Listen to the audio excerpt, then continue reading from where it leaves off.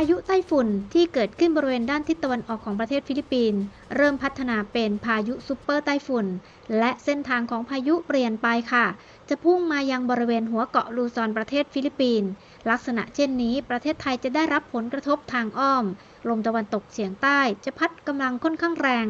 และเคลื่อนต่ำลงปกคลุมบริเวณภาคใต้ภาคกลางภาคตะวันออกและอีสานตอนล่างบริเวณดังกล่าวจะเกิดพายุฝนฟ้าคะนองลมกระโชกแรงจึงขอให้พี่น้องทุกท่านเตรียมรับมือฝนตกยาวๆและมีลมกระโชกแรงเกิดขึ้นและฝนตกในช่วงใดมีอากาศร้อนอบอ้าวจะเกิดพายุฝนฟ้าคะนองลมกระโชกแรง